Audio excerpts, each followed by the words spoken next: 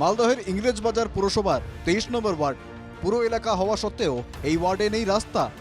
সরু ভাঙাচোরা এবড়ো খেবড়ো রাস্তায় পথ চলা দায়।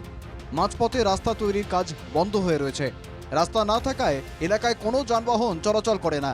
এমনকি টোটো চালকরাও এই রাস্তায় ঢোকেন না বলে অভিযোগ। আমাদের এখানে যে রাস্তাটা করতে করতে ছেড়ে দিয়েছে, রাস্তাটা করে না সব জায়গাতেই।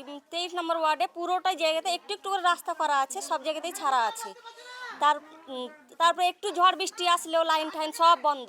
মানে এত সমস্যা, আমরা বলতে গিয়েও আমাদের সমস্যা সমাধান হয় না।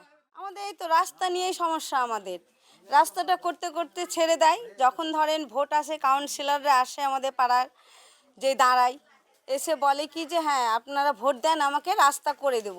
ভোট যেমন পার হয়ে গেল আর কেউ আসে না। 23 নম্বর ওয়ার্ডের বাসিন্দাদের অভিযোগ মানলেও রাস্তার না হওয়ার দায় পূর্ববর্তী কাউন্সিলরদের ঘাড়ে চাপিয়েছেন বর্তমান তৃণমূল কাউন্সিলর।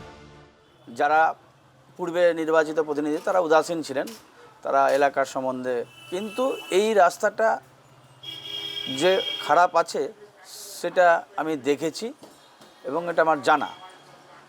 এই সমস্যাটাও সমাধান হবে, তার জন্য আমি আমার চেয়ারম্যান সাহেবকে এই এলাকার শুধু 23 নম্বর ওয়ার্ড নয়, গোটা পুরসভার সর্বত্রই বেহাল পুরো পরিষেবা। 23 নম্বর ওয়ার্ড, 21 নম্বর ওয়ার্ড, এই ওয়ার্ডগুলোতে অর্ধেক হয়ে আছে রাস্তা, ড্রেন অর্ধেক হয়ে আছে, মানুষ সাফার করছে। পৌরসভার কোনো ভূমিকা নেই। পৌরসভা একটা অদ্ভুতভাবে চলছে। তৃণমূল পরিচালিত এই পৌরসভা যেমন মনে করছে তেমনভাবে কাজ করছে। ইমার্জেন্সি কাজের কোনো ফান্ড নেই। মাঝপথে রাস্তা তৈরি কেন বন্ধ হয়েছে, কবে রাস্তা তৈরি হবে, এলাকাবাসীর এসব প্রশ্নেরও কোনো স্পষ্ট উত্তর মেলেনি পুরসভার কাছে। রাস্তা নিয়ে ক্রমশ ক্ষোভ বাড়ছে 23 নম্বর ওয়ার্ডের বাসিন্দাদের।